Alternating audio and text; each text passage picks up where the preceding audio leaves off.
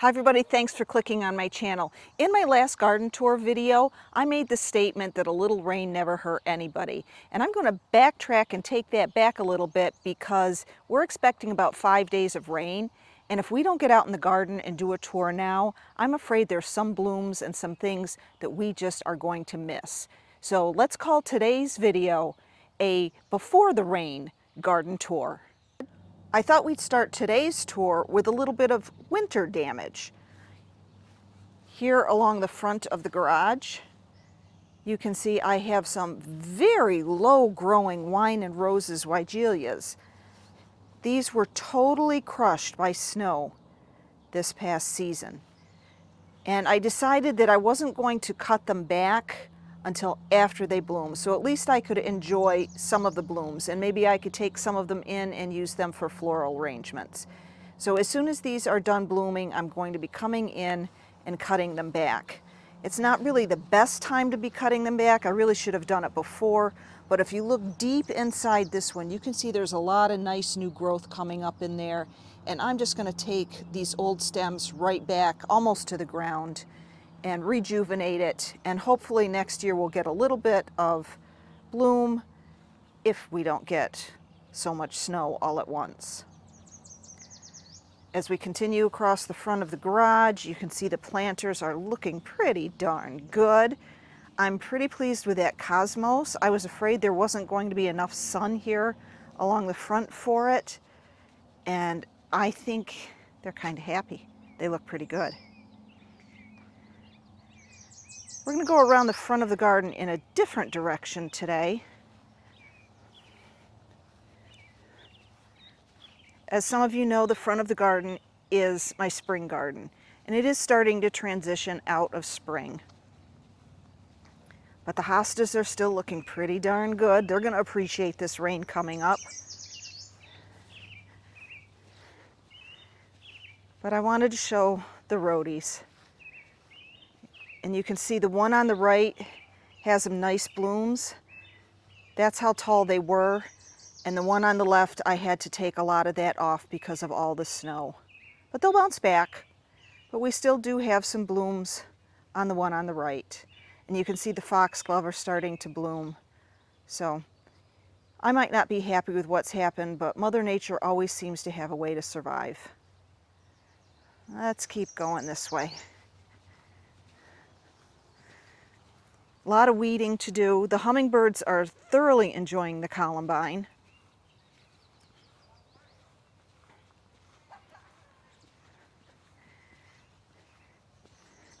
And I wanted to show you this weigelia back here. It's pretty much in a shady spot. Doesn't get much sun. I'm going to have to limb up some of these branches way up in there in the river birch to get a little bit more sun down in here.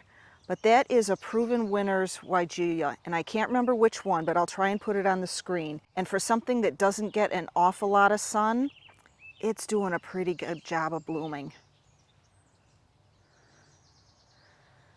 I keep going this way.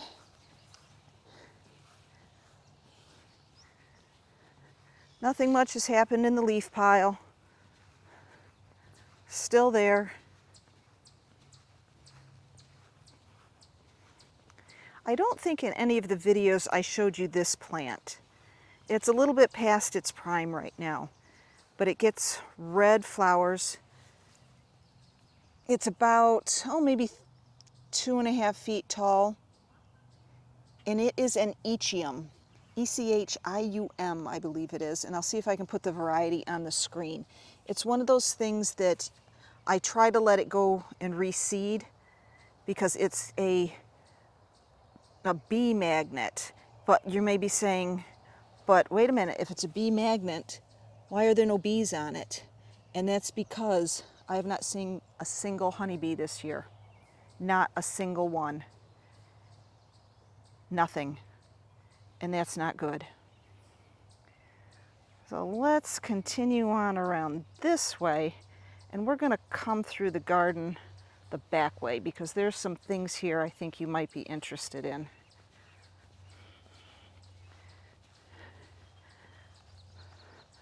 Some of you may have seen the little bit of or a little mention that I did in one video about this peony. It is fantastic. That color is so bright. And this is one of the reasons why I decided I better do a video now, because with the rain coming, the peonies blossoms are just going to fall off. In fact, you can see this one back here that had petals on it, what, maybe 4 days ago, 3 days ago, and it's already gone. So these single peonies do not last very long, but oh, they are oh so pretty. And they smell pretty good too. So let's continue on around this way.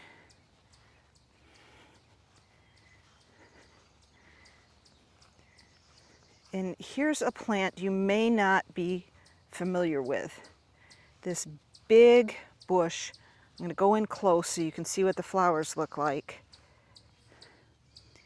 It looks like a big poof of baby's breath, and it is probably close to 4, almost 5 feet tall.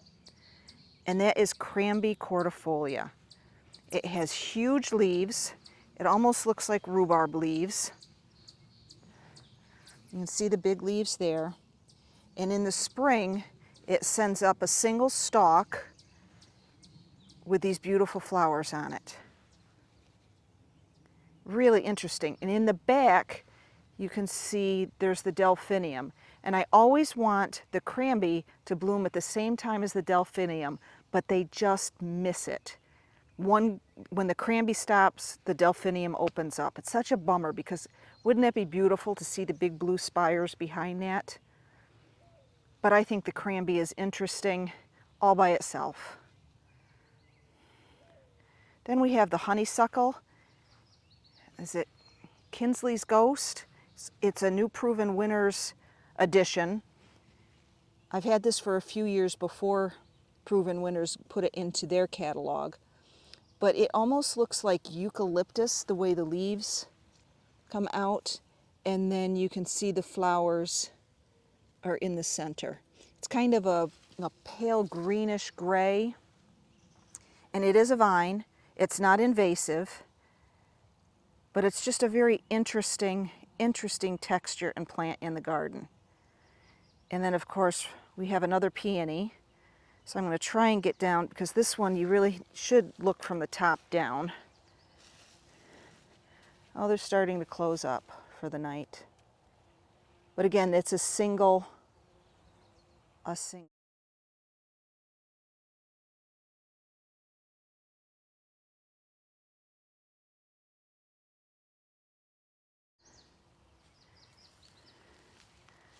Swing around here.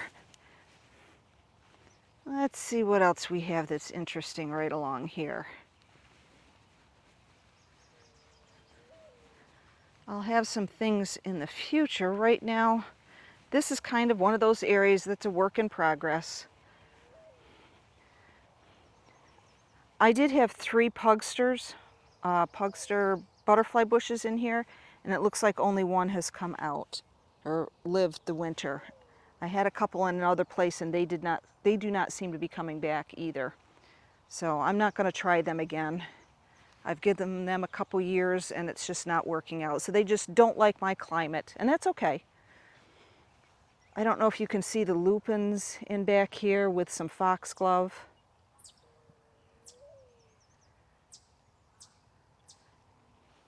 But it's very pretty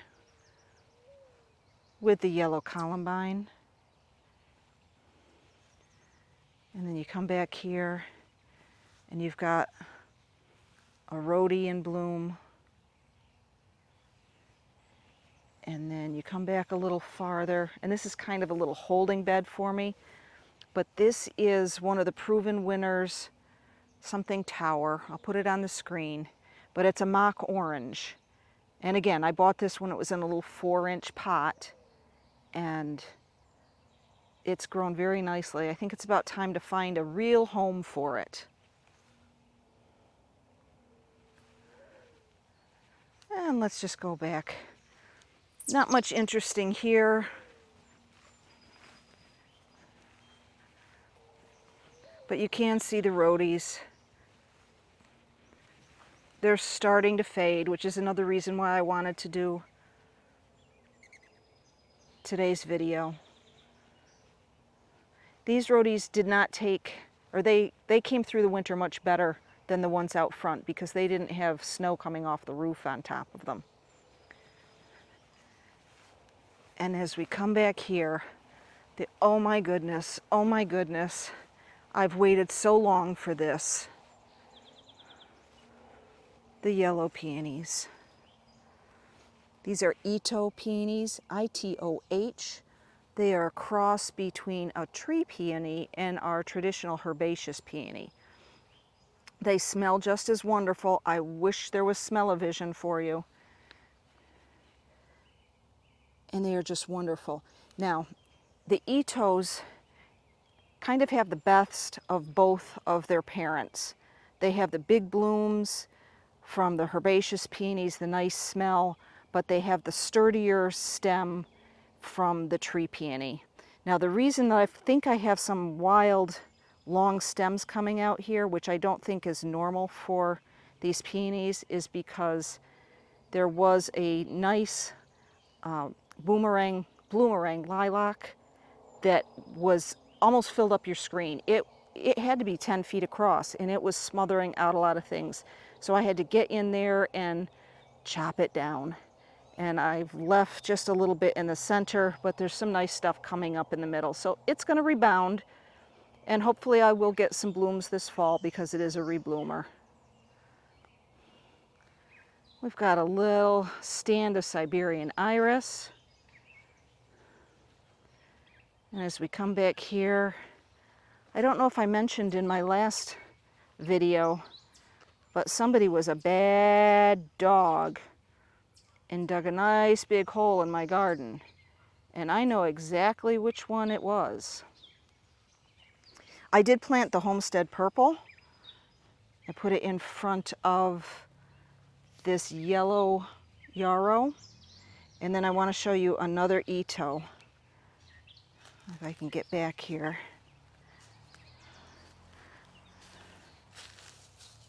That one's past its prime, and they are starting to close up because it's night. But they're just so pretty. And I've waited for years. These things have been in for probably about 5 years. Sorry, I have to get out of the garden here, so. But I've waited years. You know the saying, sleep, creep, leap? They slept for 3 or 4 years and did nothing. And I was so worried. I thought, oh, have I put them in the wrong spot? They're not getting enough sunshine. And then last year I got a few blooms, and this year a lot more. So I think we have finally hit the ground and we are moving forward. This is some Amsonia. I'm going to look it up and tell you which one it is. I'll put it on the screen. I have 2 different kinds of Amsonia. There's Storm Cloud and String Theory. I think this one is String Theory. So this one blooms a little bit later than Storm Cloud. And let's go back this way.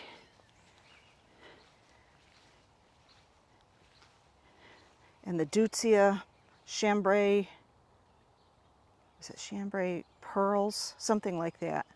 Chardonnay Pearls from Proven Winners. I'm going to come back here. I have put in some annuals, not many, but I put some cosmos in with the lilies. And unfortunately, if you look at my lily foliage, you can see all those little holes in it. I have lily beetles, which means really bad news for my lilies.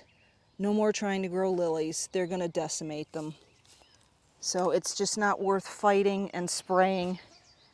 So it just means I have to grow something else. And that could be okay. As you come around the pond, you can see the catmint is in bloom all along the outside edge. And this is Nepeta Cat's Meow, I think, the bigger one. There's Cat's Pajamas and then Cat's Meow, and this is the one that is bigger. And it just makes a nice statement. And my roses are just starting to bloom. I don't do many roses here, mainly because I'm in sandy soil, And since I don't supplemental water unless it's absolutely necessary, the roses aren't happy. They need a little bit more water than I can give them. So you can check this monster out. That's gotta be, my goodness, 6 feet at least right now. And I think there's blooms starting at the top. Yep, I can see some blooms up there. That's my Scotch thistle. It's beautiful, but it's deadly. Time to start deadheading the cornflower. Got to get in here and remove all these spent flower heads because I don't want that going to seed. So I've got to get out here one of these days and do some maintenance. Let's see, which way do we want to go? Let's go this way. We can skip around. You can see I've started putting some things in. I haven't gotten much planting done, but I'm trying.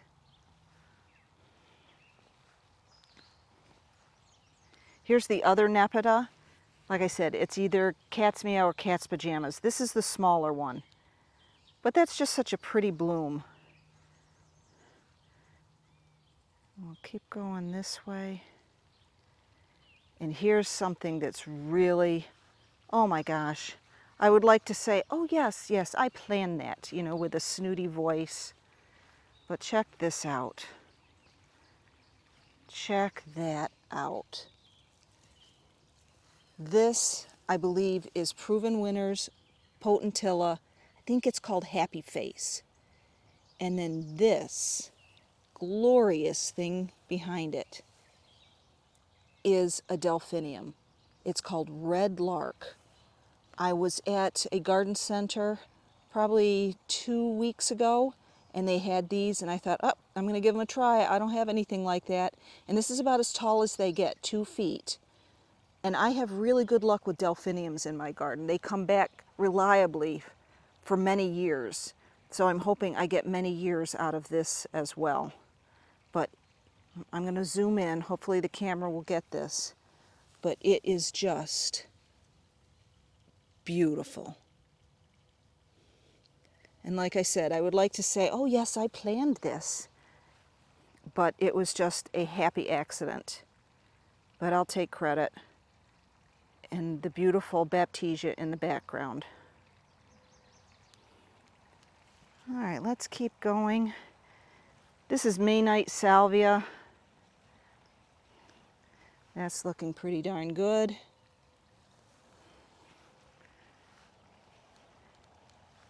And then we have the Centranthus is starting to bloom. Come back around here. The last vestiges of my purple rhodie. And then one of the plants that really is the star of the show this time of year is a 9-bark. And I cannot remember which variety it is, but I'll see if I can figure it out and I'll put it on the screen. But it is just fantastic. Unfortunately, it's a little bit too happy there. It's getting a little bigger than it was supposed to. So just like the Weigelias out front, I'm going to come in and trim this back rather severely. Your best bet when it comes to 9-bark is to put them in a place where you don't have to trim them, because they are naturally a very round and weeping shrub that you shouldn't have to prune. But this is winter damage. It splayed it open. And to correct it, I think I'm going to take it to the ground. But it is beautiful. And then one thing that's really, when you're a gardener, you look for the little things. But I don't know if you can see, this is a hydrangea. And see those dark stems on it? It kind of matches the dark leaves on this 9-bark. Like I said, it's just one of those interesting things that you look for And if you were doing a flower arrangement, you'd notice it a lot more, but really doing a flower arrangement and doing gardening is very similar. You're always looking for those things that pull plants together. The lady's mantle is now starting to be in bloom.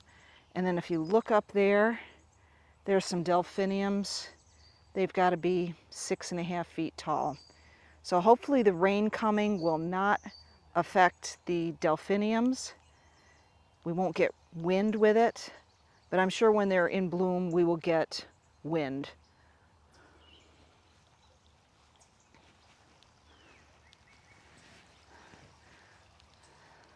So I'm going to try and give you an overview of what the garden looks like from a distance. And I've got to say a shout out to everybody who's watching my videos. You know, I'm just a little YouTuber. I just started putting videos up this past Christmas time, and it was really just for friends and family. I had 45 followers, and since I've started doing my tours, I'm up to 300, and I've gotten 3,000 views on some of my tour videos, and I just want to say a big shout out to everybody. Thank you. I am having so much fun reading your comments and seeing how many people are watching my videos. So please share and continue. If you have anything you'd like to know or share with me, questions, please put them in the comments, and I'll get back to answering you as soon as I possibly can.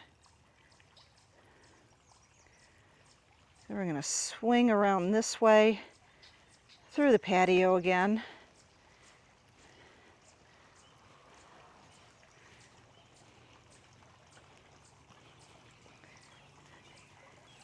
My alliums, I was hoping they'd be open this weekend, but they're starting, and they are taller than I was hoping for. You can see they're just starting to open there.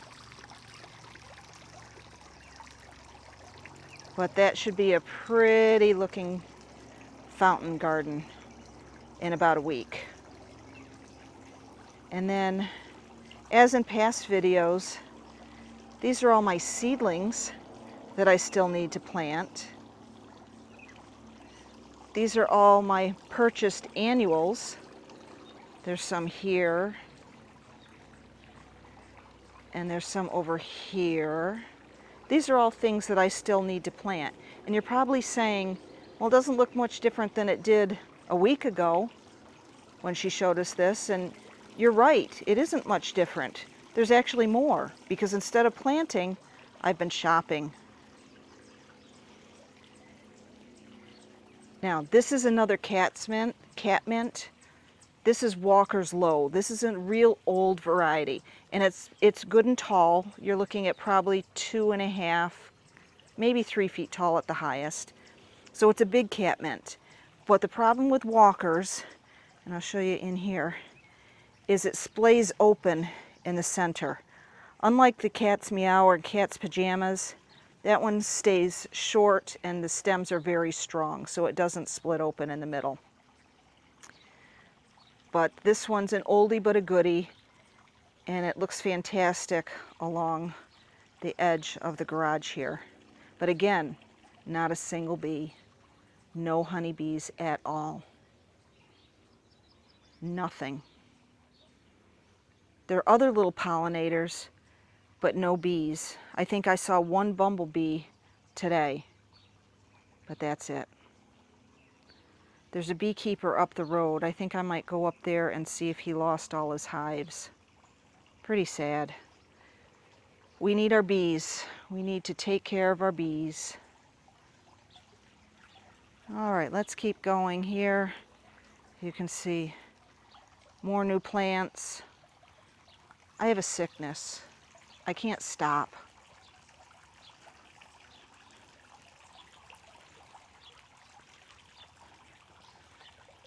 More new plants here.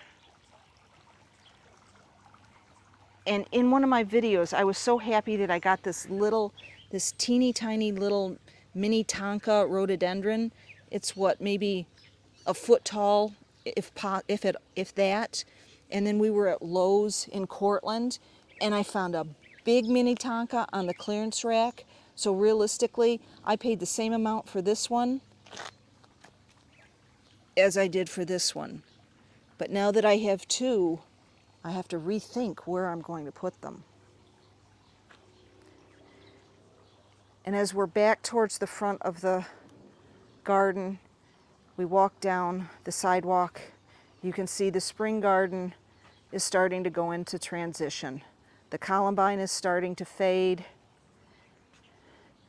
The foxglove are going to be coming open, but there's not as many of them as I would like. But I've got a lot from seed that I grew that I can put in here.